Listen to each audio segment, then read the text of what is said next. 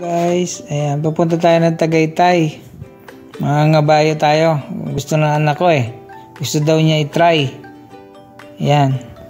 Punta tayo ng Tagaytay ha. Ayan. Kukuha tayo ng kabayo. Ayan. Ayan. Pinakamalaking kabayo yan. Ayan oh, dalawa.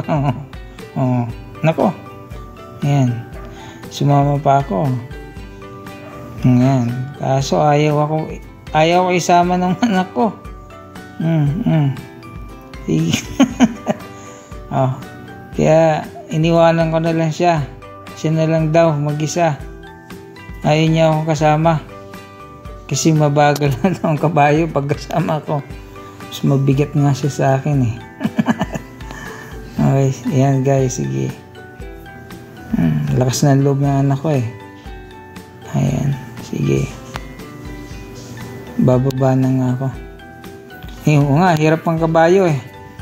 Hirap sa amin dalawa. Pati nag-aaka yan. Sige. Ayan. 350 yan ang isang kabayo. Mahal. Sa amin, libre lang yan eh.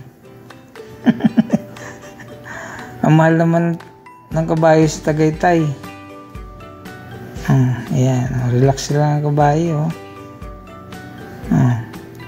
Haba ng buntot. Haba ng buntot ng kabayong yan. Sumasayad sa ano. Sumasayad sa lupa. Yung iba hindi naman eh. Yung nakuha namin kabayo, mahaba buntot. Parang pagi. May lahing pagi yata eh. Malapit sa Bicol lang, nakunot na yan. Ayan, kinunot na kabayo. Ayan, enjoy yung anak ko eh. Nag-enjoy oh. Oh. Ayaw ko isama eh. Oh. Kasi laging nag-isa. Saan naman yung kabayo na yan? Ayan oh. Oh. Picture pa siya eh. Oh. Parang nasindera eh. Ayan, hindi ako yan ha. Anak ko yan. Mahaba lang buhok. Ayan. Okay, salamat sa panunood. Next uli sa adventure namin. Kita-kita ulit tayo. Salamat sa panunood.